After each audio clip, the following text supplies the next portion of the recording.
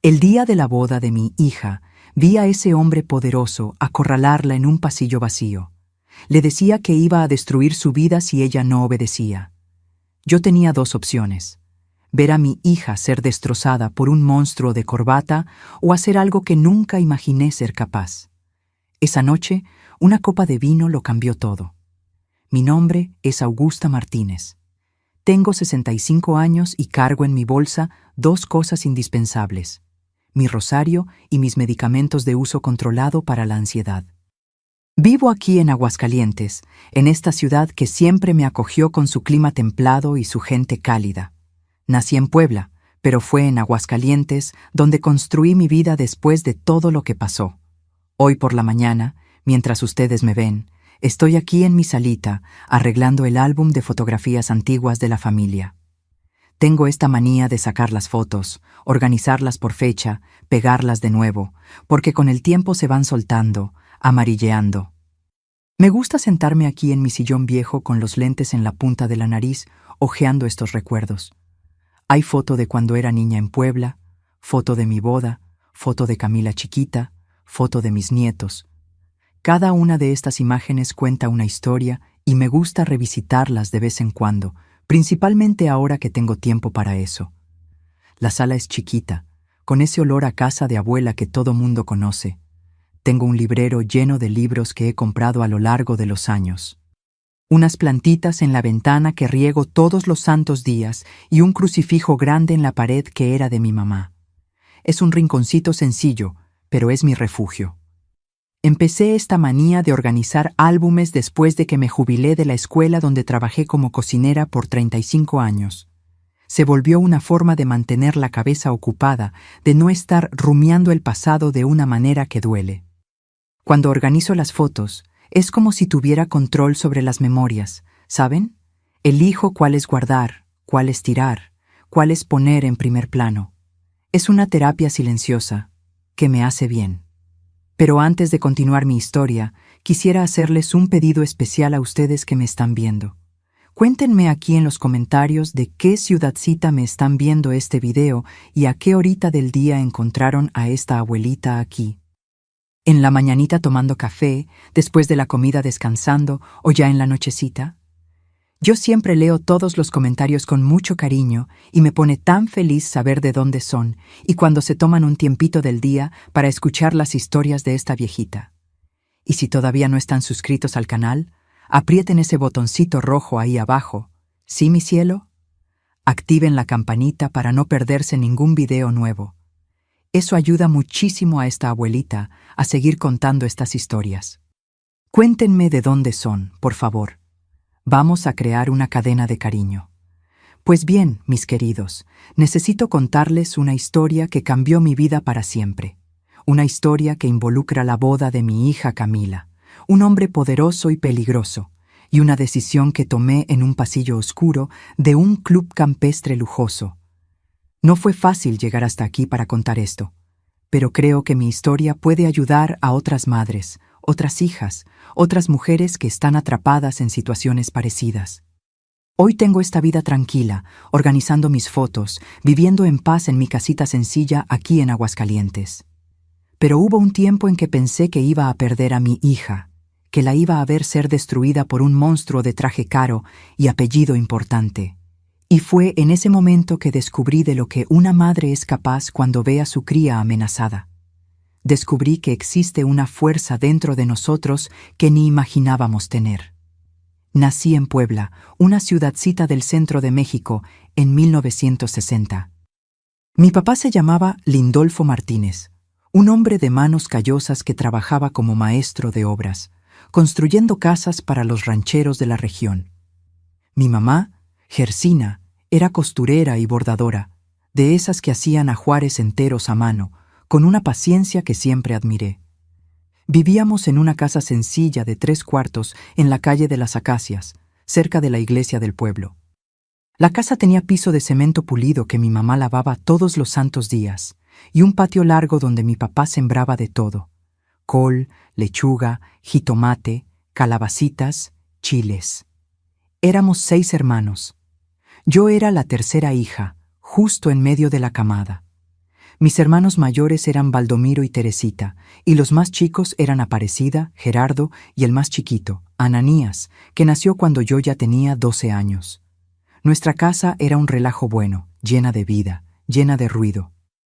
Tempranito, antes de que saliera el sol, mi papá ya estaba de pie, preparando el café bien cargado, de ese que parece chapopote, y se iba a la obra. Mi mamá se quedaba en casa cosiendo para las señoras de la ciudad y nosotras, las niñas, ayudábamos con los quehaceres. Mi infancia fue humilde, pero fue feliz. Jugábamos en la calle a las traes, a las escondidillas, al avión rayado con carbón en el piso. Yo adoraba subirme a los árboles, cosa que mi mamá detestaba, porque siempre andaba rompiendo los vestidos. «Augusta, bájate de ahí, niña. Tú no eres chamaco, ¿no?», gritaba desde la ventana. Pero yo no le hacía mucho caso. Me encantaba quedarme allá arriba del árbol de guayaba, viendo el movimiento de la calle. En la escuela, que quedaba a 3 cuadras de la casa, era buena alumna. Me gustaba leer, me gustaba hacer cuentas. La profesora Eulalia, una señora de chongo bien apretado y lentes redondos, siempre le decía a mi mamá: «Doña Gersina, Augusta tiene cabeza para el estudio. Usted debería dejarla continuar». Pero en esos tiempos, niña pobre estudiaba solo hasta donde se podía. Cuando cumplí 14 años, salí de la escuela para ayudar en casa. Empecé a trabajar como ayudante de mi mamá en la costura y después, a los 16, conseguí trabajo en una fábrica de telas que había ahí cerca. Las tardes de domingo eran sagradas en nuestra casa. Mi mamá hacía ese pollo con mole, arroz rojo con verduras que comprábamos en el mercado municipal y los famosos frijolitos de la olla. La casa se llenaba de olor rico y comíamos en la mesa todos juntos. Mi papá sentado en la cabecera, mi mamá sirviéndonos a todos antes de sentarse. Después de la comida, los hombres iban a jugar baraja debajo del árbol, y nosotras, las mujeres, lavábamos los trastes y nos sentábamos en la banqueta a platicar con las vecinas. Puebla era chiquita. Todo mundo se conocía. Íbamos a misa de las 6 de la tarde todos los domingos. Rezábamos el rosario en mayo en la casa de doña Nadir. Participábamos en las fiestas del pueblo en la plaza. Me acuerdo del olor a champurrado con canela, del ponche que los hombres tomaban a escondidas de las mujeres, de las fogatas altas donde brincábamos pidiendo protección a San Juan. Cuando tenía unos 10 años, conocí a mi mejor amiga, Zenaida. Vivía 2 calles abajo. Era hija del zapatero del pueblo. Las dos éramos inseparables. Pasábamos el día entero juntas cuando no estábamos trabajando. Soñábamos con tener una vida mejor, casarnos con hombres buenos, tener hijos, una casa propia. Sueños sencillos de niñas del pueblo. Mi papá era estricto, pero justo. No nos pegaba sin motivo, pero cuando hacíamos travesuras, venía esa mirada seria que ya era suficiente para que nos portáramos bien en el momento. Mi mamá era más cariñosa, más de abrazo y beso en la frente. Cantaba mientras cosía canciones viejas de la radio, y yo adoraba quedarme sentada en el piso junto a ella, pasando hilo en la aguja, organizando los botones por color. La vida no era fácil, el dinero siempre era poco. Hubo época que comíamos frijoles con tortilla en la comida y en la cena, y mi mamá disimulaba diciendo que era porque nos gustaba. Pero nunca faltó lo esencial: comida en la mesa, ropa lavada, casa limpia y mucho amor. Mi papá siempre decía: «Somos pobres de dinero, pero ricos de dignidad». Y tenía razón. Yo crecí viendo a mi mamá levantarse a las 4 de la mañana para poder con todo, viendo a mi papá llegar a casa con las manos sucias de cemento, pero siempre con una sonrisa para el más chiquito, que corría a abrazarlo. Aprendí el valor del trabajo, de la honestidad, de la familia. Aprendí que uno puede no tener mucho, pero si tiene amor y respeto dentro de casa, tiene todo. Las fiestas de fin de año eran las más esperadas. Mi mamá juntaba dinero todo el año para hacer el pavo de Navidad y la casa se llenaba de parientes. Tíos, tías, primos, todos juntos en nuestra salita apretada, cantando, riendo, comiendo buñuelos con piloncillo. Yo adoraba ese relajo bueno, ese ruido de familia unida. Cuando tenía 12 años, mi hermana mayor, Teresita, se casó y salió de casa. Fue la primera vez que sentí ese vacío de alguien de la familia yéndose.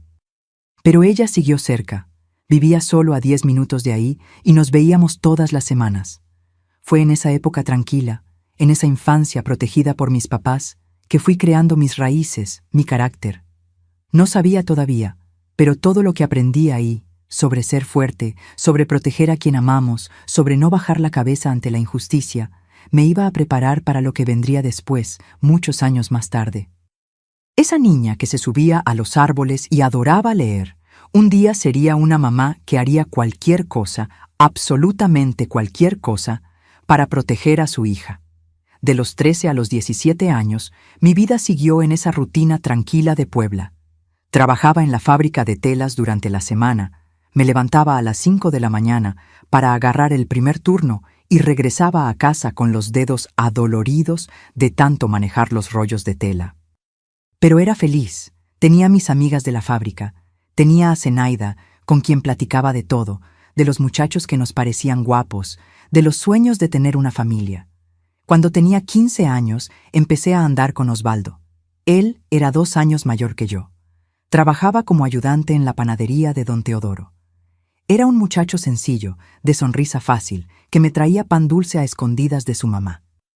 Todos los viernes andábamos en la puerta de mi casa, bajo la mirada vigilante de mi papá, que se quedaba sentado en la mecedora, fingiendo leer el periódico, pero yo sabía que no nos quitaba el ojo de encima. El noviazgo era inocente, de esos de agarrarse las manos, beso robado rápido cuando nadie estaba viendo. Osvaldo hablaba de casarse conmigo, de juntar dinero para comprar un terrenito, construir una casita. Yo soñaba despierta con eso. Me imaginaba de novia, teniendo mis propios hijos, cocinando para mi esposo. Pero la vida tenía otros planes para mí. Cuando cumplí 18 años, en 1978, todo cambió. Osvaldo fue llamado para trabajar en una construcción en Guadalajara, una ciudad más grande, con promesa de mejor sueldo. Me pidió que esperara. Dijo que volvería en 6 meses para casarse conmigo. Le creí, claro, pero 6 meses se volvieron 1 año, y las cartas que mandaba fueron llegando cada vez más espaciadas hasta que dejaron de llegar. Fue Zenaida quien me contó, con pena en los ojos, que Osvaldo había conseguido otra novia allá en Guadalajara. Lloré mucho, me sentí traicionada, engañada, pero la vida no se para a esperarnos a que cicatricemos, ¿verdad? A los 19 años conocí a Aristides. Él era trailero, venía de Aguascalientes a hacer entregas en la fábrica donde yo trabajaba. Era un hombre de casi 30 años, alto, fuerte, de bigote grueso y voz grave. Empezó a darme atención, a echarme piropos, a decir que yo era la muchacha más bonita que había visto. Después de la decepción con Osvaldo, eso fue como un bálsamo para mi corazón herido. Arístides era diferente a los muchachos de mi edad. Tenía dinero, tenía un tráiler propio, tenía experiencia del mundo. Me llevaba a tomar nieve en la nevería de la plaza, me daba regalos, perfume importado que traía de la Ciudad de México. Mis papás desconfiaron al principio, lo veían muy grande para mí, pero él era educado, hablaba bonito y poco a poco fue ganándose su confianza. 6 meses después de conocernos, Aristides me pidió matrimonio.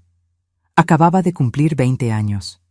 Dijo que quería llevarme a Aguascalientes, que allá la vida era mejor, que tenía una casa buena esperándome. Mis papás se pusieron tristes de verme partir, pero era costumbre en esa época que la muchacha siguiera al marido. Mi mamá lloró mucho el día que empaqué mis maletas. Me casé en mayo de 1980 en una ceremonia sencilla en la iglesia del pueblo. Usé el vestido de novia que mi mamá cosió con tanto cariño. Velo de tul y corona de flores blancas. Fue un día bonito, pero me acuerdo de sentir un apretón en el pecho cuando me subí a ese tráiler con Aristides para irme. Era como si una parte de mí supiera que nada sería como había soñado. Llegué a Aguascalientes al final de la tarde. La casa quedaba en una colonia retirada. Era más grande que donde vivía en Puebla, pero había algo en ella que me dejó incómoda desde el primer momento. Era oscura, las ventanas eran chiquitas y había una frialdad en el aire que no era solo por el clima. Los primeros meses fueron difíciles. Aristides pasaba la semana entera viajando. Me dejaba sola en esa casa que no conocía, en una ciudad donde no tenía a nadie. Me quedaba ahí limpiando, cocinando, esperando que regresara.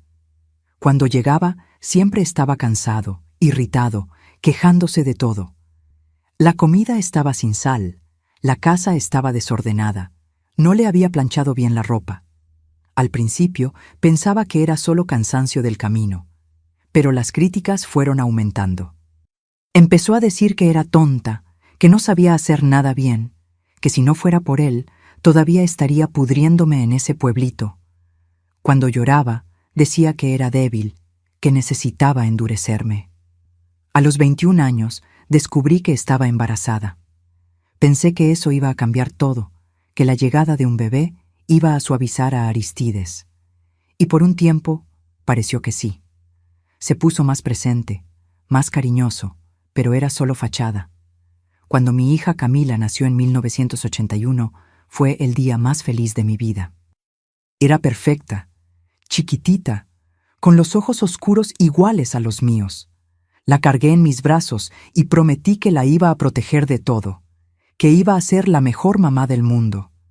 Pero Aristides cambió después de que Camila nació. Tenía celos de la atención que le daba. Se quejaba cuando lloraba de noche. Decía que la estaba mimando mucho, que los bebés tenían que aprender a arreglárselas solos.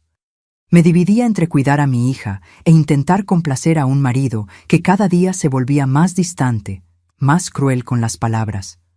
Nunca me levantó la mano, pero las palabras dolían igual. Me destruía poquito a poco, diciendo que estaba gorda, fea, tonta, que ningún otro hombre me iba a querer, que tenía suerte de que se hubiera casado conmigo. Aguanté todo eso callada por años. Primero por vergüenza, después por miedo de volver a Puebla derrotada, y principalmente porque tenía una hija chiquita que criar. No podía simplemente abandonar todo, o al menos eso pensaba. Conseguí trabajo como cocinera en una escuela municipal cuando Camila tenía 5 años. Fue mi salvación. Tener ese trabajo, ese dinero mío, tratar con los niños, me dio un motivo para salir de casa, para respirar. A Aristides no le gustó al principio, pero el dinero extra ayudaba, entonces me lo permitió. Los años fueron pasando. Camila creció linda, inteligente, estudiosa. Ella era mi luz en medio de toda esa oscuridad. Cuando tenía 15 años, Aristides sufrió un infarto fulminante durante un viaje. Murió ahí mismo, en la cabina del tráiler, en una carretera entre Aguascalientes y León. Me quedé viuda a los 36 años, y por primera vez en mucho tiempo, respiré aliviada. Después de que Aristides murió, pasé 10 años criando a mi hija sola. Fueron años difíciles, pero también fueron los mejores de mi vida. Camila y yo éramos solo nosotras dos contra el mundo. Trabajaba duro en la escuela, hacía chambitas de costura los fines de semana y vivíamos apretadas, pero con dignidad. Camila se graduó en administración en una universidad particular aquí de Aguascalientes. Me sentía tan orgullosa de ella, Dios mío. Ver a mi hija de toga recibiendo el diploma fue uno de los días que más lloré de felicidad en la vida. Ella logró lo que yo nunca tuve chance de lograr: estudio, profesión, futuro. Fue en su trabajo, en una oficina de contabilidad, que conoció a Tiago. Él era hijo del dueño de la empresa, un muchacho educado, guapo, que venía de una familia rica de la ciudad. Cuando me lo presentó, me puse feliz. Finalmente, mi hija iba a tener la vida que merecía. Iba a casarse con un hombre de posición, no iba a pasar las dificultades que yo pasé. Pero no conocía al doctor Olavo todavía. El doctor Olavo era el papá de Tiago, un médico renombrado de Aguascalientes, dueño de 3 clínicas particulares en la ciudad. Tenía dinero, poder, influencia. Todo mundo conocía al doctor Olavo. Era de esos hombres que llegaban a un lugar y todos se inclinaban, adulaban, querían quedar bien. La primera vez que lo conocí fue en una cena en su casa, 6 meses después de que Camila y Tiago empezaron a andar. La casa era una mansión enorme en un fraccionamiento cerrado con alberca, jardín, empleados. Me sentí chiquitita ahí con mi vestido sencillo que yo misma había cosido.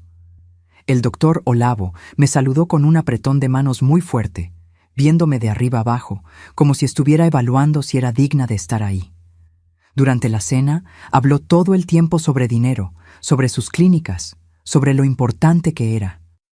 La esposa, doña Hortensia, era una mujer apagada, que estaba de acuerdo con todo lo que él decía y casi no miraba a los ojos a nadie.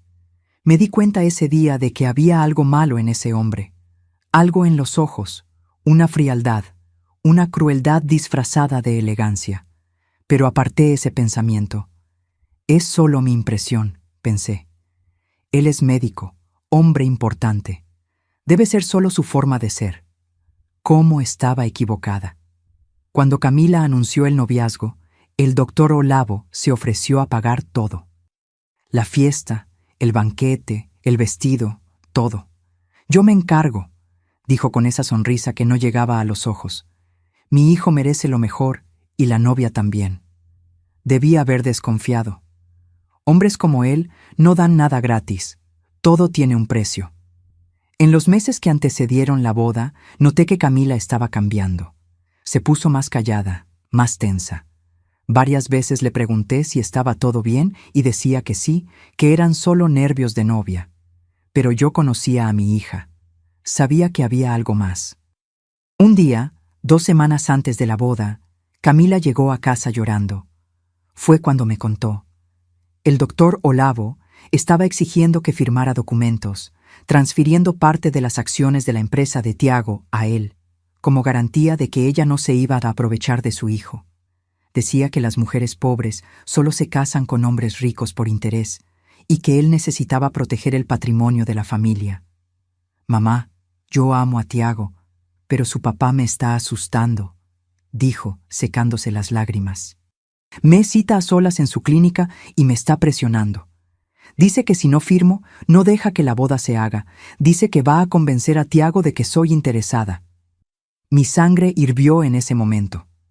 Agarré las manos de mi hija y le dije, no tienes que firmar nada, Camila, nada. Y si ese hombre te está amenazando, cancelamos esta boda ahora. Pero ella negó con la cabeza. Amo a Tiago, mamá, y Tiago es diferente a su papá. No sabe nada de esto, el doctor. Olavo me hizo jurar que no le iba a contar a Tiago. Dijo que si le cuento, le va a decir a su hijo que estoy loca, que estoy inventando historias para destruir a su familia. En ese momento entendí que estaba frente a un hombre peligroso, un hombre que usaba dinero y poder como armas, un hombre que manipulaba, amenazaba, destruía, siempre con una sonrisa educada en la cara. Platiqué con Camila por horas esa noche. Traté de convencerla de posponer la boda, de contarle todo a Tiago, pero ella estaba tan enamorada, tan convencida de que podría lidiar con el suegro después, que al final decidió seguir adelante. Me voy a casar, mamá, y después voy a encontrar la forma de librarme de la influencia del doctor Olavo. Tiago es mi esposo, no es hijo de él para siempre, dijo con un valor que no sé de dónde salió. Pero vi en sus ojos que había miedo, mucho miedo. En las semanas que antecedieron la boda, el doctor Olavo intensificó la presión. Le hablaba a Camila todos los días, diciendo que necesitaba resolver ese asunto de los documentos antes de la ceremonia. Decía que si no firmaba, iba a tomar medidas. ¿Qué significaba eso? No sabíamos. Pero la forma como hablaba, ese tono de amenaza velada, dejaba claro que no estaba jugando. Traté de platicar con Tiago una vez de forma sutil, preguntando si sabía que su papá estaba ayudando a Camila con algunos documentos. Pero el muchacho era inocente, no entendía nada de negocios, confiaba ciegamente en su papá. Ah, mi papá siempre se encarga de esas cosas, doña Augusta. Puede quedarse tranquila, él solo quiere protegernos, dijo sonriendo. ¿Proteger? Esa palabra me dio náuseas. El doctor Olavo no estaba protegiendo a nadie. Estaba aprisionando a mi hija antes de que la boda sucediera siquiera. Quería control total sobre su vida, sobre el dinero del hijo, sobre todo. Y usaba el chantaje emocional, la amenaza de destruir la relación como herramienta. Faltando 3 días para la boda, Camila tuvo una crisis de ansiedad tan fuerte que tuvo que ir a urgencias. Fui con ella. Le agarré la mano mientras el médico le aplicaba un calmante. «Es estrés de novia», dijo el médico. Pero yo sabía que no era. Era miedo. Miedo de ese hombre poderoso que estaba destruyendo a mi hija antes de que se volviera parte de esa familia. Esa noche, sentada junto a su cama, mientras dormía sedada, tomé una decisión. No iba a dejar que ese hombre destruyera a mi hija. No me iba a quedar con los brazos cruzados, viéndolo transformar su vida en un infierno. Había pasado años aguantando humillaciones de Aristides, pero no iba a dejar que mi hija pasara por lo mismo. Iba a ir a la boda e iba a encontrar la forma de parar a ese hombre. No sabía todavía cómo. Pero una mamá, cuando ve a su cría amenazada, encuentra fuerzas que ni imaginaba tener. Y yo iba a usar todas. Una semana antes de la boda, el doctor Olavo apareció en mi casa. Nunca voy a olvidar ese momento. Era un martes por la tarde. Estaba tendiendo ropa en el tendedero del patio cuando oí el timbre. Abrí la puerta y él estaba ahí de traje gris, corbata impecable, ese perfume caro que mareaba. «Doña Augusta, ¿podemos platicar?», dijo, ya entrando sin esperar respuesta. Lo dejé entrar, el corazón latiéndome desacompasado. Nos sentamos en la sala, él en mi sillón viejo, que parecía demasiado chico para su tamaño, yo en el sofá, con las manos cruzadas en el regazo para esconder el temblor. «Vine aquí porque creo importante que usted entienda la situación», empezó con ese tono de quien está haciendo un favor. «Camila es una muchacha buena, no dudo, pero viene de una familia humilde y Tiago es heredero de un patrimonio considerable. Usted debe entender mi preocupación de padre». No dije nada, solo lo miré. Preparé unos documentos que garantizan que en caso de que el matrimonio no funcione, mi hijo no pierda la mitad de lo que construimos. Es solo una formalidad, usted entiende. Pero Camila está siendo terca, influenciada por esas ideas modernas de que esto es falta de confianza. Y necesito que usted, como madre de ella, la convenza de firmar. La sangre se me subió a la cabeza. Ese hombre había venido a mi casa, se había sentado en mi sala, a pedirme que lo ayudara a chantajear a mi propia hija. «Doctor Olavo», dije con una calma que no sabía que tenía, «mi hija no va a firmar nada que no quiera firmar. Y si usted está tan preocupado por el dinero de su hijo, tal vez sea mejor no dejarlo casarse». Su cara cambió. La máscara de educación se cayó y vi al monstruo por debajo. Se levantó, se paró frente a mí, enorme, amenazador. «Usted no entendió, doña Augusta. Esto no es un pedido, es una advertencia. O Camila firma o yo garantizo que esta boda no se hace, y más, garantizo que ella nunca más va a conseguir trabajo decente en esta ciudad. Conozco a todo mundo que importa aquí. Una palabra mía, y ella se va a volver persona non grata». Se agachó, puso la cara cerca de la mía y sentí el olor a whisky en su aliento, mezclado con ese perfume empalagoso. «Y si usted piensa en contarle esto a Tiago o a alguien, sepa que nadie le va a creer a una cocinera jubilada contra mí. Yo soy el doctor Olavo, usted es nadie». Salió de mi casa, dejó la puerta abierta, se subió al carro importado y se fue. Me quedé ahí sentada, temblando, con los ojos llenos de lágrimas de rabia. Tenía razón en una cosa. Yo era nadie. No tenía dinero, no tenía poder, no tenía influencia. Pero tenía una cosa que él no esperaba. Tenía una hija que proteger y una mamá desesperada es la criatura más peligrosa que existe. Fue en ese momento, sentada en mi sala humilde, que empecé a planear. No sabía todavía exactamente qué, pero sabía que necesitaba estar preparada. Ese hombre había declarado la guerra, y yo le iba a dar una guerra que nunca iba a olvidar. El día de la boda llegó un sábado de cielo azul, de esos que parecen promesa de felicidad.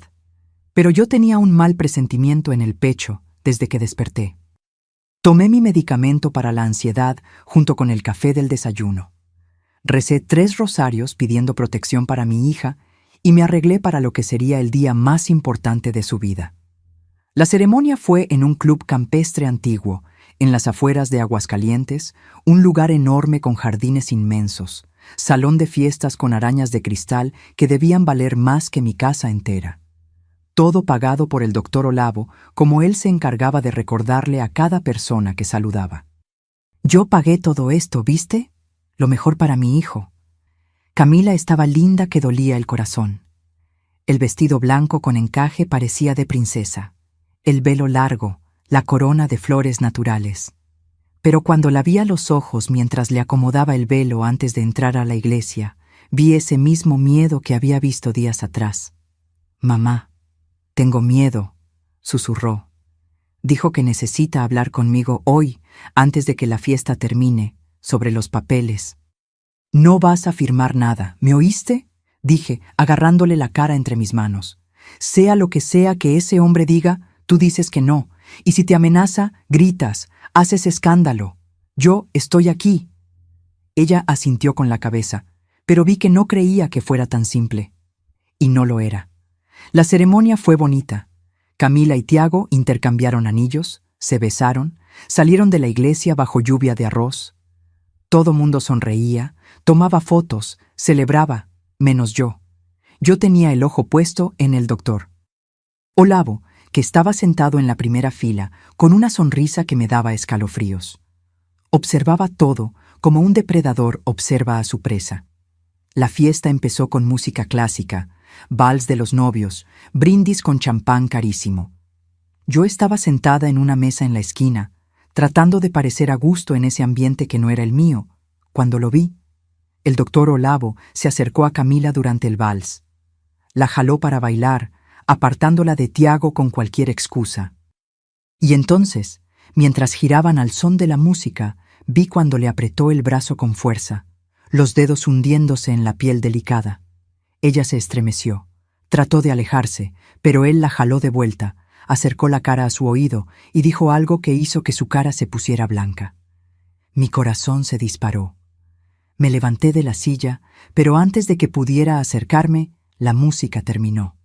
El doctor Olavo soltó a Camila, hizo una reverencia educada y se alejó en dirección al pasillo del fondo, ese por donde los meseros entraban y salían con las charolas. Pocos minutos después, vi a Camila también saliendo del salón, siguiendo en la misma dirección. Volteó hacia atrás, me vio, y sus ojos suplicaban ayuda. No lo pensé 2 veces. Ignoré a los parientes que trataban de platicar conmigo. Ignoré el pastel de bodas que estaba siendo cortado. Ignoré todo. Entré por la puerta de servicio, esa por donde los meseros pasaban con las charolas sucias y las botellas vacías de champán. El pasillo era largo, mal iluminado, con olor a comida y vino. Mis manos temblaban mientras caminaba de puntitas, el sonido de mis zapatos viejos amortiguado por la alfombra roja gastada. Allá al fondo oí una voz.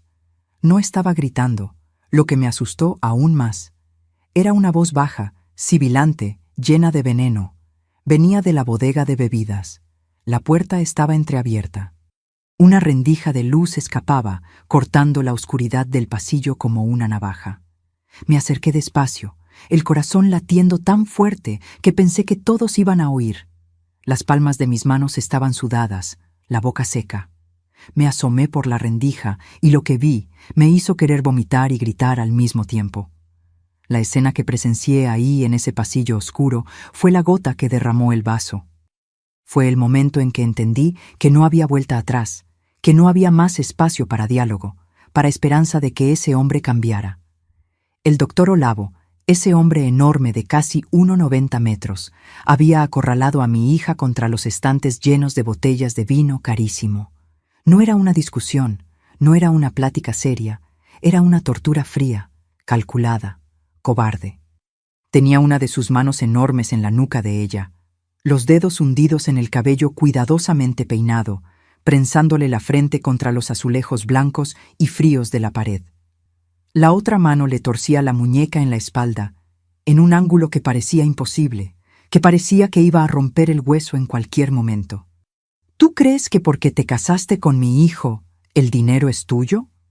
¿Tú crees de verdad que iba a dejar que una muertita de hambre como tú le pusieras las manos a lo que yo construí toda la vida? Le siseaba en el oído, la voz tan baja y tan llena de odio que me hizo temblar de la cabeza a los pies. Vas a firmar ese poder ahora, tu desgraciada malagradecida. Vas a darme control sobre todo, y si no lo haces, acabo contigo. Podía oír la respiración jadeante de mi hija, el sonido agudo del aire entrando con dificultad en sus pulmones. Lloraba bajito, tratando de no emborrar el maquillaje, tratando de no hacer ruido. Pobrecita, como si eso importara en ese momento de horror absoluto. Las lágrimas le corrían por la cara, dejando rastros oscuros de rímel. Yo firmo lo que usted quiera. Solo suélteme, por favor. Sollozaba, la voz quebrada, destruida. Así está bien, tu imbécil. Debiste haber firmado cuando te lo pedí con educación, pero no. Quisiste hacértela difícil, quisiste desafiarme. Siguió apretando más la nuca, haciendo que todo el cuerpo se contrajera de dolor. Y ahora vas a aprender una cosa.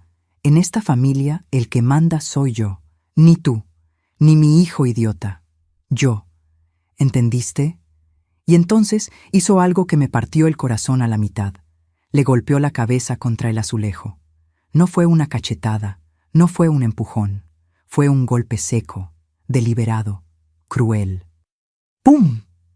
El sonido resonó en ese espacio chico como un balazo. Mi hija soltó un gemido de dolor, todo el cuerpo estremeciéndose. «Si le cuentas a mi hijo te mato», susurró, acercando más la cara a su oído. «Te mato, y digo que fue accidente. Te caíste de la escalera, te golpeaste la cabeza, moriste. ¿Quién va a creer? En ti, una muertita de hambre que nadie conoce, que apareció de la nada para dar el golpe, o en mí, doctor. Olavo, médico respetado de esta ciudad desde hace 30 años. ¿Quién? ¿Tú inútil? Nadie me va a creer. Lo sé», lloraba, la voz desapareciendo. «Hago lo que usted quiera, solo suélteme, solo deje de lastimarme, por favor. Debiste haber pensado en eso antes, debiste haber entendido tu lugar, pero no, quisiste jugar a la Cenicienta, pensaste que ibas a venir aquí y volverte princesa. Pues que sepas una cosa, tú no eres princesa, tú eres mi empleada ahora, y las empleadas obedecen». Le golpeó la cabeza contra la pared una vez más. ¡Pum! Más fuerte esta vez. Camila gritó, pero él le tapó la boca con la mano enorme, ahogando el sonido. «Cállate esa boca. Vas a sonreír, vas a volver a la fiesta, vas a actuar como si nada hubiera pasado. Y el lunes en la mañana, 7 en punto, te presentas en mi oficina a firmar todo. Si no te presentas, garantizo que tu matrimonio dura una semana. Convenzo a mi hijo de que estás loca, desequilibrada, que te inventaste estas marcas, que te lastimaste sola para inculparme. Y él me va a creer, porque siempre le cree a su papi». La soltó de repente y Camila cayó de rodillas en el piso, sollozando, agarrándose la muñeca lastimada.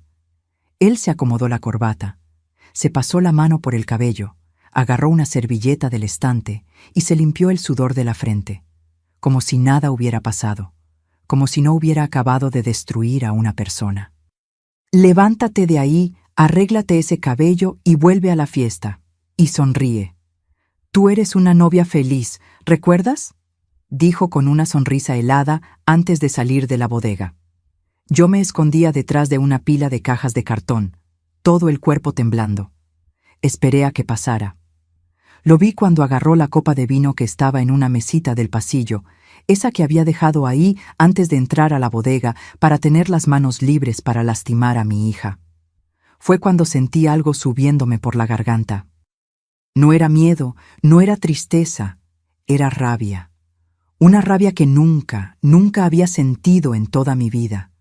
Una rabia que me quemaba en las venas como fuego, que me hacía temblar, no de pavor, sino de odio puro.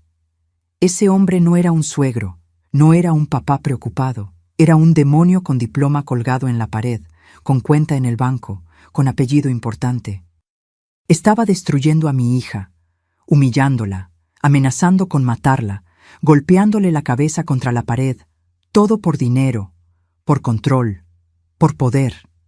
Y nadie iba a hacer nada. La policía no le iba a creer a ella. Tiago no le iba a creer. La sociedad entera de Aguascalientes se iba a poner del lado de él, del médico respetado, no de la muertita de hambre que dio el golpe. Yo podía entrar ahí gritando, pero él era fuerte, rico, influyente. Podía empujarme, lastimarme también, y después iba a decir que estaba loca, que había invadido la bodega, que se estaba defendiendo. Nadie le iba a creer a una cocinera jubilada contra un médico importante. Necesitaba pararlo ahora, sin tocarle un dedo, sin darle la oportunidad de voltear el juego. Fue cuando miré hacia la mesita del pasillo y vi la salvación y la condena al mismo tiempo. La copa de vino de él, una copa enorme, de cristal fino y delicado, llena casi hasta el borde con vino tinto carísimo, de esos que cuestan más que mi sueldo de un mes. La había dejado ahí para tener las manos libres, para lastimar a mi hija, para aterrorizarla, para quebrarla. Mi mano tembló cuando abrí mi bolsa, no de miedo, de odio, de determinación, de una claridad espantosa sobre lo que necesitaba hacer. Agarré la caja de medicamento que siempre cargaba, ese calmante fuerte que el médico me había recetado para crisis graves de ansiedad, con instrucciones claras de tomar solo media pastilla por vez, porque más de eso era peligroso. No agarré media ni nada. Abrí 4 cápsulas, una tras otra, con los dedos temblorosos, pero más firmes, decididos. El polvo blanco cayó dentro del vino tinto oscuro, creando pequeñas nubes que se disolvieron rápidamente. Moví con la punta de mi llave de casa despacio, viendo el polvo desaparecer completamente en el color oscuro del líquido. No dejó ningún rastro visible. Respiré hondo. Mi corazón latía tan fuerte que pensaba que iba a explotar. Di una patada fuerte a una caja de cartón vacía que estaba recargada en la pared del pasillo. ¡Pam! El ruido resonó, fuerte, asustador. Allá dentro de la bodega, el silencio fue inmediato. Oí a mi hija contener la respiración. «¿Quién está ahí?», gritó el doctor. «Olavo», la voz llena de rabia. Me escondí detrás de una pila de sillas plegables. Me agaché, me hice chiquita, el corazón casi saliéndose por la boca. Oí la puerta abriéndose con fuerza. Oí sus pasos pesados en la alfombra. Vi por la rendija entre las sillas cuando miró hacia el pasillo vacío, irritado, nervioso. Y entonces vi cuando agarró la copa con esa mano grande que había acabado de lastimar a mi hija. Y en un gesto rápido, en un impulso de rabia y nerviosismo, se tomó el vino todo de una vez. Se lo tragó de un solo trago. Se tragó su propia sentencia sin saberlo. Se limpió la boca con el dorso de la mano, puso la copa vacía de vuelta en la mesa y volvió al salón, acomodándose la corbata, la cara roja de rabia. Camila salió de la bodega segundos después, el cabello desarreglado, el maquillaje corrido, la muñeca morada, agarrándose la cabeza con una de las manos. Tambaleó, casi se cayó. Salí de mi escondite y corrí hacia ella. La abracé. Sentí su cuerpo temblando, quebrado. Le limpié la cara con mi pañuelo. Traté de arreglarle el cabello. Le sequé las lágrimas. «Quédate cerca de mí», le susurré al oído. «No te separes de mi lado. No hables con él a solas nunca más. ¿Prometes?» «Lo prometo, mamá, pero él va a destruirme. Dijo que el lunes...» empezó. «No va a llegar al lunes», dije, viéndola a los ojos. Ella no entendió lo que quise decir y era mejor así.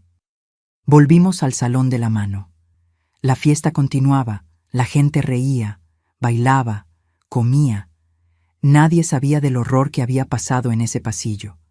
Nadie veía las marcas escondidas debajo del vestido de novia de Camila. 10 minutos después, el doctor Olavo subió al escenario. Le encantaba ser el centro de atención. Le encantaba mostrar poder. Le encantaba hacer discursos. Agarró el micrófono, le dio 2 golpecitos para llamar la atención de todo mundo. Las pláticas fueron parando. La gente se volteó hacia él. Quiero proponer un brindis. Empezó abriendo los brazos de forma teatral, pero la voz salió pastosa, arrastrada, extraña. Parpadeó varias veces, confuso, como si no entendiera lo que le estaba pasando. Por los novios, a mí. Se detuvo a mitad de la frase. La mano que sostenía el micrófono empezó a temblar. Miró la mano como si no fuera suya. Las piernas empezaron a tambalearse. Yo quiero... balbuceó, la lengua trabada, las palabras desapareciendo. Los ojos se le voltearon, primero uno, después el otro, las pupilas desapareciendo, solo lo blanco apareciendo. Las rodillas se doblaron, las piernas cedieron y cayó para adelante como un árbol podrido siendo derribado por un hacha. El cuerpo enorme se desplomó en el piso del escenario con un estruendo horrible. ¡Pum! La cara pegó primero, la nariz aplastada contra el piso de madera, sangre salpicando. El micrófono se le cayó de la mano y dio ese chirrido agudo, terrible, que hizo que todo mundo se tapara los oídos. Por un segundo, hubo silencio absoluto. Nadie se movió, nadie respiró. Y entonces vino el caos. Los invitados gritaron, las sillas se cayeron, las mujeres lloraron, los hombres corrieron al escenario. Doña Hortensia empezó a gritar histéricamente. «Olavo, Olavo, ¿alguien ayuda? Es el corazón, alguien llame a la ambulancia». Agarré la mano de mi hija y la apreté con fuerza. Ella me miró, los ojos todavía rojos de tanto llorar, todavía confundida con todo, y yo solo negué con la cabeza despacio y susurré: «Dios protege a quien necesita ser protegido». Y recé. Recé bajito ahí mismo en medio de ese tumulto. «Señor, perdona lo que hice, pero era mi hija, era mi hija». Lo que pasó después fue un borrón de gritos, corridas, gente llamando a la ambulancia, médicos invitados corriendo al escenario tratando de reanimar al doctor Olavo.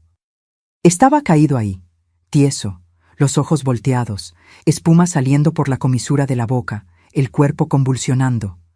La esposa, doña Hortensia, estaba en pánico total. Gritaba que era el corazón, que tenía historial de presión alta, que alguien hiciera algo, por el amor de Dios. Tiago estaba blanco como la cera, arrodillado junto a su papá, llorando, repitiendo: «Papá, papá, despierta, por favor». Los invitados formaban un círculo alrededor del escenario, algunos filmando con celular, otros rezando, otros simplemente paralizados por el shock. Me quedé ahí sentada en mi silla, agarrando la mano de Camila, que temblaba como vara verde. Por fuera estaba calmada, compuesta. Una mamá preocupada por el suegro teniendo un problema de salud. Por dentro, mi corazón latía descompasado.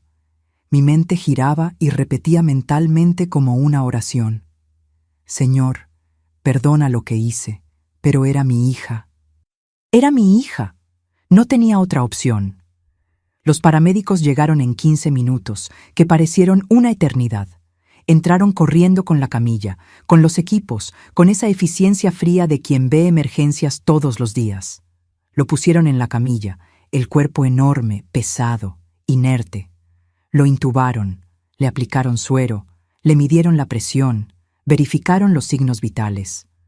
Oí a uno de los paramédicos decirle al otro: «Pulso debilísimo, presión cayendo, pupilas no reaccionan. Puede ser derrame, puede ser sobredosis, no sé. Vamos a tener que correr». Lo llevaron a la ambulancia. Tiago fue junto, pálido, sin entender nada, sin poder procesar que su papá todopoderoso estaba ahí desmayado, indefenso. La fiesta terminó ahí mismo. Los invitados se fueron poco a poco, susurrando entre sí, especulando. «Fue el corazón», decían unos. «Debe haber tomado de más», comentaban otros. «Estrés de pagar toda esta boda», sugerían algunos. Camila y yo nos quedamos ahí sentadas en una mesa vacía, rodeadas por los restos de la fiesta. Platos con comida a la mitad, copas de champán abandonadas, servilletas arrugadas. Ella me miró con esos ojos rojos asustados y preguntó bajito: «Mamá, ¿qué fue lo que pasó?». «No sé, mi hija, pero Dios sabe lo que hace», respondí, apretándole la mano. 2 horas después, Tiago llamó, pidiendo que fuéramos al hospital. En el camino, mi hija se quedó callada, viendo por la ventana del taxi, perdida en pensamientos. De repente, volteó hacia mí y preguntó con una voz chiquita, asustada: «Mamá, ¿qué le pasó? ¿Fue castigo de Dios?». La miré, a mi hija linda, que había sido apretada contra una pared, que le habían golpeado la cabeza contra el azulejo, que había sido amenazada de muerte el día de su propia boda. Le apreté la mano y respondí: «A veces, mi hija, Dios usa las herramientas que tiene a la mano. Y a veces, esas herramientas son mamás desesperadas». No entendió completamente lo que quise decir, pero algo en sus ojos cambió, como si supiera, en el fondo, que aquello no había sido accidente. Pero no preguntó más nada, y yo no dije más nada. En el hospital, la verdad empezó a aparecer, pero no la verdad entera. Nunca la verdad entera. Los médicos le hicieron análisis de sangre y encontraron niveles altísimos de benzodiazepinas mezcladas con alcohol. Intoxicación medicamentosa severa. El doctor Olavo había entrado en coma inducido, el cuerpo luchando contra la sobredosis, los riñones fallando, el hígado sobrecargado. La policía fue activada porque les pareció muy extraño. Un médico renombrado en plena boda de su hijo, rodeado de gente, sufriendo una intoxicación, no tenía sentido. Había que investigar. El delegado, doctor Juvenal, un señor de cabello completamente blanco y lentes de cristales gruesos, llamó a toda la familia para platicar en un cuartito del hospital. Yo estaba ahí, sentada en una esquina, callada como un ratoncito, invisible, como siempre fui toda la vida. Solo una viejita pobre, mamá de la novia, sin importancia ninguna en ese escenario de gente rica e importante. El delegado preguntó si el doctor Olavo tomaba algún tipo de medicamento controlado. Doña Hortensia negó con la cabeza con fuerza. «No, delegado, nunca». Mi esposo estaba completamente en contra de esas cosas. Siempre decía que el medicamento controlado era para gente débil, que él nunca iba a necesitar eso. ¿Y durante la fiesta, alguien lo vio tomar algo? ¿Alguna pastilla? ¿Alguna cápsula?, insistió el delegado. Nadie había visto nada. El doctor Olavo estaba bien, había dado el discurso en la iglesia, había bailado, había saludado a los invitados, había tomado champán y vino. Estaba normal, y de repente ya no. Fue ahí que mi hija hizo algo que no esperaba, algo que me llenó de orgullo y miedo al mismo tiempo. Se levantó de la silla donde estaba sentada junto a Tiago, se limpió las lágrimas de la cara, enderezó los hombros y dijo con una voz firme que nunca le había oído antes: «Delegado, necesito hablar con usted. En privado, es importante». El delegado la miró sorprendido. «Usted es la novia, ¿verdad? ¿La nuera del doctor Olavo?» «Sí. Y tengo información sobre él que usted necesita saber, pero tiene que ser en privado», repitió. Entraron a un cuartito. Me quedé afuera rezando, temblando, sin saber qué iba a pasar. ¿Será que iba a contar sobre la agresión? ¿Será que eso iba a complicar todo? ¿Será que iban a sospechar de mí? 10 minutos después, la puerta se abrió. Camila salió primero, con los ojos rojos, pero con la barbilla en alto, con una postura que nunca le había visto. Había entrado a ese cuarto como una víctima asustada. Salió como una mujer que había tomado una decisión. El delegado vino enseguida detrás de ella, la cara seria, preocupada. Pidió que llamaran al médico legista inmediatamente.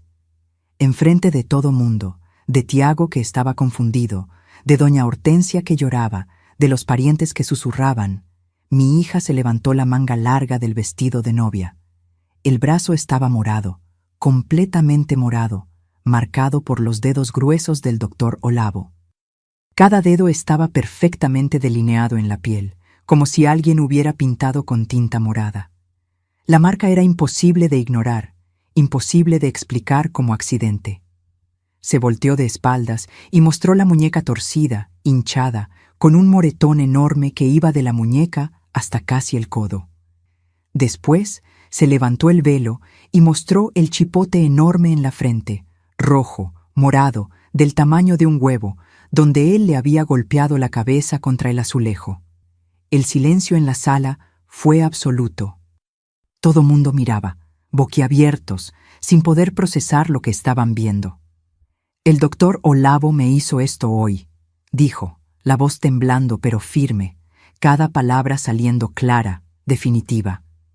Como 2 horas antes de que se pusiera mal, me acorraló en la bodega de bebidas del fondo del club, me prensó contra la pared, me golpeó la cabeza contra el azulejo, me torció la muñeca. Dijo que me iba a matar si no firmaba unos documentos dándole poder sobre los bienes de Tiago. Dijo que lo iba a hacer parecer accidente. Dijo que nadie me iba a creer, porque él es el doctor Olavo, médico respetado, y yo soy solo una muertita de hambre que apareció para dar el golpe. Tiago se puso blanco. Se levantó de la silla, tambaleándose. La miró como si estuviera viendo un fantasma. «Camila, ¿qué? Mi papá nunca... Él no sería capaz». «Tu papá es un monstruo», lo cortó, volteándose a verlo a los ojos por primera vez, con total sinceridad, sin miedo. «Y yo pasé semanas con miedo de contarte, porque dijo que te iba a hacer pensar que estaba loca, que estaba inventando historias para destruir a tu familia. Pero ya no aguanto más. Tiago, mírame. Mira lo que me hizo el día de nuestra boda. Mira las marcas. Esto es real». El médico legista, doctor Ignacio, un hombre delgado de bata blanca, se acercó a ella y pidió permiso para examinar. Miró el brazo con atención, tocó delicadamente, midió la marca con una regla, examinó la muñeca, probó la movilidad, la vio hacer mueca de dolor, miró el chipote en la frente, palpó con cuidado. «Estas marcas son compatibles con agresión física reciente», dijo, hablando para el delegado lo suficientemente alto para que todos oyeran. Las equimosis en el brazo muestran formato claro de dedos, presión fuerte y prolongada. La muñeca presenta torsión con inicio de hematoma profundo, indicando fuerza aplicada más allá del límite natural de movimiento. La contusión en la frente tiene formato compatible con impacto contra superficie lisa y dura. Todas las lesiones tienen aproximadamente 2 a 3 horas, lo que coincide con el horario que la víctima relató. Víctima. Llamó a mi hija víctima. Y eso era lo que era. El delegado anotó todo en una libretita chica. ¿Alguien más presenció esta agresión? Camila negó con la cabeza. No, me llamó a solas. Dijo que necesitaba resolver un asunto urgente antes de que la fiesta terminara. Me llevó a esa bodega, cerró la puerta y tragó saliva, las lágrimas volviendo. E hizo lo que hizo. ¿La puerta de la bodega estaba cerrada?, preguntó el delegado. ¿Por dentro? Sí, él cerró con llave cuando entró. El delegado pidió que preservaran la escena en el club. Mandó un equipo para allá inmediatamente. Horas después, los peritos encontraron cabellos rubios de Camila en el piso de la bodega. Encontraron rasguños en la pared de azulejo donde había tratado de apoyarse, donde las uñas habían raspado tratando de defenderse. Encontraron también la copa de él, todavía con residuo de vino tinto en el fondo, abandonada en la mesita del pasillo, y la llevaron para análisis. 3 días pasaron como una pesadilla interminable. 3 días en que el doctor Olavo estuvo en coma, conectado a máquinas, los médicos luchando para salvarle la vida mientras la policía investigaba lo que había pasado. Al 3er día, despertó. Abrió los ojos despacio, confuso, sin saber dónde estaba, pero no se fue a casa. Apenas recobró la conciencia, todavía con el tubo siendo retirado de la garganta, 2 policías entraron al cuarto y lo esposaron a la cama del hospital. El doctor Olavo fue acusado de extorsión, amenaza de muerte, privación ilegal de la libertad, lesión corporal grave e intento de coacción. La ciudad entera entró en shock. El médico importante, respetado, dueño de clínicas, miembro del club, amigo del alcalde, era un agresor. Las noticias se esparcieron como fuego. Pacientes cancelaron citas, empleados renunciaron. Su imperio empezó a derrumbarse. Sobre los medicamentos que causaron la sobredosis, la investigación fue exhaustiva, pero inconclusiva. La policía analizó la copa de vino, encontró residuos de benzodiazepinas, pero no encontró huellas además de las del propio doctor Olavo. Investigaron a todos los meseros, todos los empleados del club, todos los invitados. Nadie había visto nada sospechoso. La conclusión oficial fue que en la confusión de la fiesta, en el nerviosismo después de agredir a la nuera, en la borrachera, porque el examen toxicológico mostró alto nivel de alcohol en la sangre, el doctor Olavo probablemente había tomado calmantes. Tal vez alguien los había dejado en una mesa. Tal vez él los cargaba escondidos contra sus propios principios, y los tomó sin pensar. Tal vez en la rabia, en el estrés, tomó más de lo debido. Tal vez él mismo había olvidado que había tomado y tomó de nuevo. Nadie nunca iba a saber la verdad. El delegado llegó a preguntarme en una entrevista de rutina con todos los familiares cercanos si había visto algo sospechoso durante la fiesta. Doña Augusta, dijo con esa mirada cansada de quien ya vio muchas cosas malas en la vida. ¿Usted estuvo cerca de su hija todo el tiempo? No, delegado. Yo estaba en mi mesa, allá en la esquina. Solo vi cuando ella salió del salón un poquito antes de que el doctor Olavo se pusiera mal. Pero pensé que había ido al baño a arreglarse el maquillaje, esas cosas de novia. ¿Usted vio al doctor Olavo tomar algún medicamento, alguna pastilla? No, delegado. Ni me acerqué a él. Yo soy solo la mamá de la novia, usted sabe. Gente como yo no se mezcla con gente como el doctor Olavo. Me miró.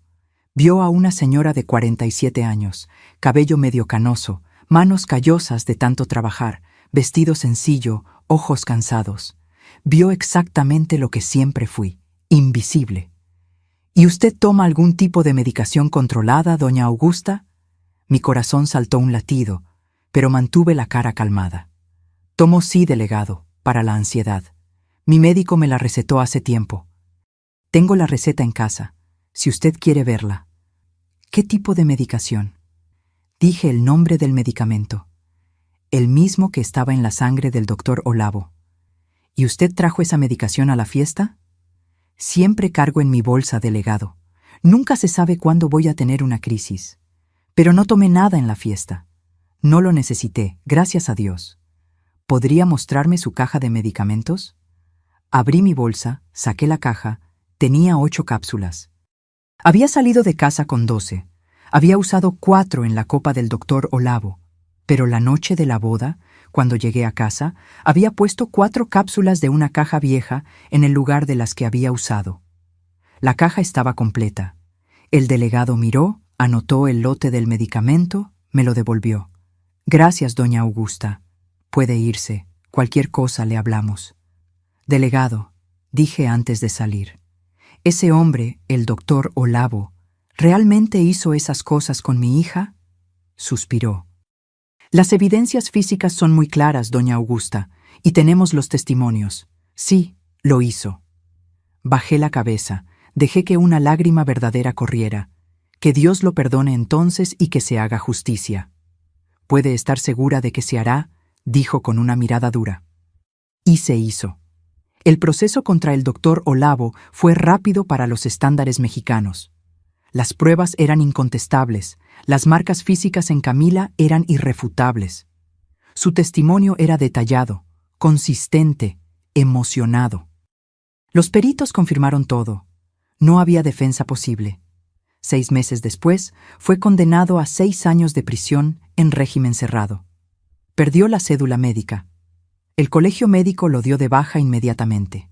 Las 3 clínicas fueron vendidas para pagar la indemnización millonaria que tuvo que pagar a Camila por daños morales y físicos. Perdió la casa, los carros, todo. Lo perdió todo. Doña Hortensia pidió el divorcio 2 meses después de la condena. Supimos después, a través de ella, que ese hombre le había hecho cosas terribles durante 30 años de matrimonio. Cosas que nunca tuvo valor de contarle a nadie, porque él amenazaba con quitarle todo, incluso al hijo. Controlaba cada peso que gastaba, cada lugar al que iba, cada persona con quien hablaba. Era una cárcel invisible, disfrazada de matrimonio exitoso. Verlo caído, preso, sin ningún poder, le dio el valor que le faltaba desde hacía décadas. Se liberó y se llevó la mitad de lo que quedó, porque los bienes anteriores al matrimonio eran de ella también. Camila y Tiago siguieron casados, lo que sorprendió a mucha gente. Fue difícil al principio, muy difícil. Tiago necesitó de terapia intensiva para procesar que el papá que idolatraba, que pensaba que era héroe, era en realidad un monstruo. Tuvo crisis, tuvo depresión, hubo momento en que quiso creer que su papá era inocente, que Camila había inventado, pero las marcas estaban ahí, las pruebas estaban ahí. Y en el fondo, muy en el fondo, Tiago siempre había visto señales, la forma como su papá trataba a su mamá, las explosiones de rabia por cosas chicas, el control obsesivo, solo que no había querido ver. Poco a poco, con terapia, con el apoyo de Camila, con paciencia, él escogió quedarse del lado de la esposa, escogió creerle, escogió construir una familia diferente a la que había venido. Hoy, 18 años después de esa boda fatídica, tienen 2 hijos lindos. Viven en una casa sencilla, pero llena de amor aquí en Aguascalientes. Tiago trabaja como contador independiente, lejos del imperio que su papá construyó. Camila da clases de administración en una escuela técnica, ayudando a jóvenes a tener la educación que ella tuvo. Me vienen a visitar todos los domingos, comen conmigo y yo les hago ese pollo con mole que les encanta, el mismo que mi mamá hacía allá en Puebla. La vida dio una vuelta completa. En cuanto a mí, sigo cargando mis medicamentos controlados en la bolsa, mi rosario también, y una conciencia con la que aprendí a hacer las paces, porque sé, en el fondo de mi corazón, que protegí a mi hija de la única forma que pude, de la forma que una mamá sin poder, sin dinero, sin voz pudo proteger. Y si eso me hace pecadora a los ojos de Dios, voy a tener que responder por eso un día cuando llegue allá arriba. Pero estoy segura de que cuando le cuente sobre ese hombre golpeándole la cabeza a mi hija contra la pared, sobre las amenazas de muerte, sobre el terror en sus ojos, él va a entender. Y lo haría todo de nuevo. Todo. Nunca se sabe cuándo una mamá va a necesitar proteger a su cría de otro monstruo de corbata. Hoy me levanto todos los días a las 6 de la mañana, aunque esté jubilada desde hace 10 años. El cuerpo ya se acostumbró a toda una vida de levantarse temprano para trabajar. Me hago mi café bien cargado, como aprendí de mi papá allá en Puebla, y me siento en la mesita de la cocina a planear el día. La casa es chiquita, solo 2 cuartos y una salita, pero es mía. La pagué con el dinero de la jubilación. Queda en una colonia tranquila aquí de Aguascalientes, cerquita de la escuela donde trabajé tantos años